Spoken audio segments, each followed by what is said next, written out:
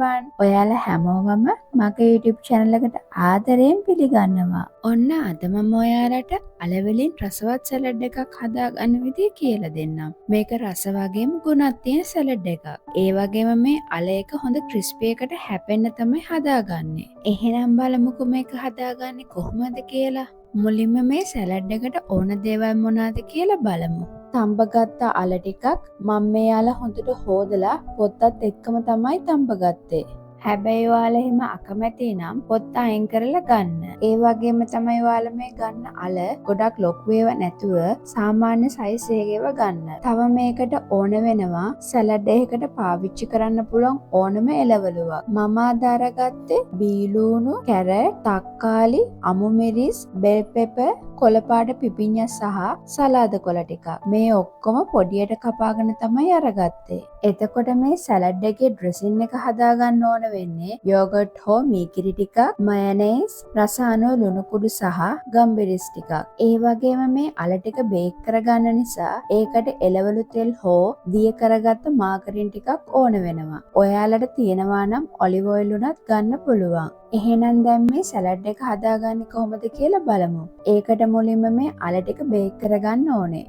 ඒකට මේ වගේ බේකින් ට්‍රේ එකට පාර්ච්මන්ට් කොලයක් දාලා ලෑස්ති කරගන්න. ඔයාලා අල ටික බේක් කරන්න කලින් oven එක සෙල්සියස් අංශක 200ට විනාඩි 10ක් ප්‍රීහීට් කරගන්න ඕනේ. දැන් තඹගත්ත අල ටික මේ වගේ ට්‍රේ එකේ තියාගන්න. ඔයාලා මේ අල තඹනකොට සාමාන්‍ය ගානකට තඹ ගන්න. දැන් මේ අල එකින් එක පොඩි කරගන්න ඕන. ඒකට මේ වගේ කෝපයක් අරන් ඒ කෝපයට පාර්ච්මන්ට් පේපර් එකක් තියලා මේ වගේ අත තද කරලා අල එක පොඩි කරගන්න.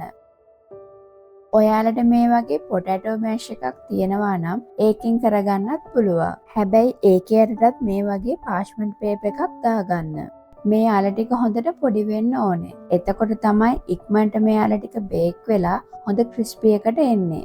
දැන් ඒ වගේ ඔක්කොම අල ටික පොඩි කරගන්න. මේක පොත්ත පිටින්ම තඹගත්ත නිසා ටිකක් අමාරුයි පොඩි කරගන්න. දැන් මේ පොඩි කරගත්ත අලවල උඩට එළවලු තෙල් ටිකක් ගා ගන්න. එතකොට තමයි මේක හොඳට බේක් වෙලා ක්‍රිස්පි එකට එන්නේ.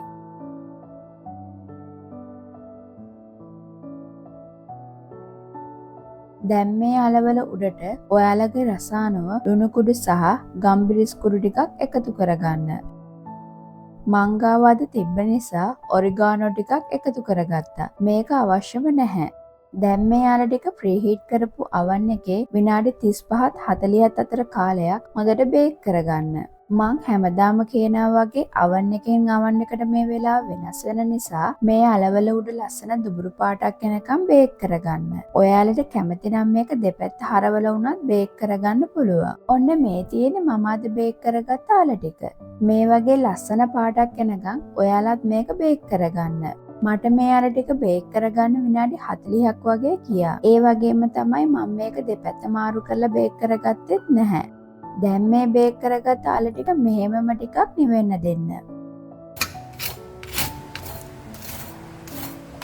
එහෙනම් දැන් මේ සලාඩ් එකේ ඩ්‍රෙසින් එක හදාගමු.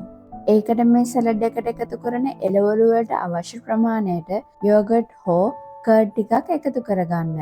මම අදාරගත්තේ ප්ලාස්ටික් කප් වල තියෙන කර්ඩ් එක.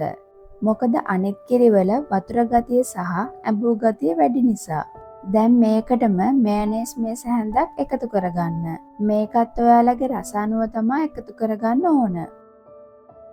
දැන් ඔයාලගේ රස අනුව ලුණු කුඩු සහ ගම්බිරිස් කුඩු ටිකක් එකතු කරගෙන මේක හොඳ ක්‍රීම් එකක් වෙනකන් කවලම් කරගන්න.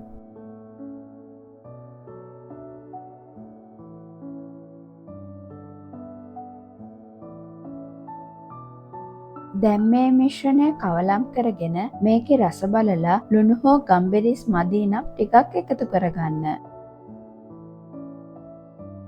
දැන් මේ ඩ්‍රෙසින් එක හොඳ ක්‍රීම් එකක් වගේ හදාගත්තට පස්සේ මේකට කපාගත්ත එළවලු ටිකත් එකතු කරගන්න. මම ඔයාලට කලින් කිව්වා වගේ සලාඩ් එකකට පාවිච්චි කරන ඕන එළවලුවක් මේකට එකතු කරගන්න පුළුවන්. දැන් මේ එළවලු ටික ඩ්‍රෙසින් එකත් එක්ක හොඳට කවලම් කරගන්න.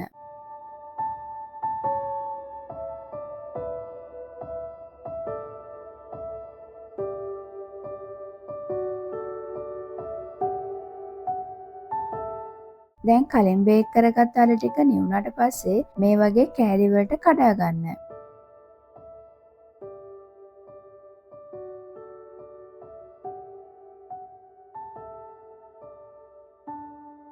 දැන් මේ කෑලි වලට කඩාගත්ත අල ටිකත් එළවලු මිශ්‍රණයට එකතු කරගෙන මේ ටික හොඳට කවලම් කරගන්න.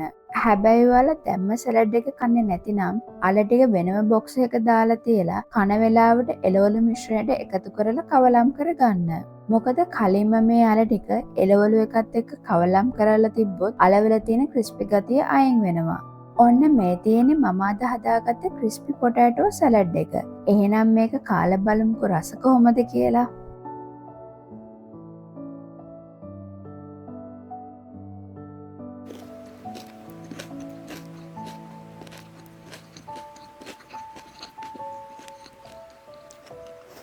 ඇහුණ නේද ඔයාලට? ඒක ක්‍රිස්පි ගතියට තියෙනවා. ඒ වගේම තමයි රසත්. ඔයාලා ඩයට් කරන කෙනෙක් නම් මේ සැලඩ් එක ඩිනර් එකකට වගේ ගොඩක් හොඳයි. මොකද මේකෙන් හොඳට බඩත් පිරෙනවා වගේම ඇඟටත් හොඳයිනේ. එහෙනම් ඔයාලත් මේ රසම රස අල සැලඩ් එක හදලා බලලා මට රස කියන්නකෝ.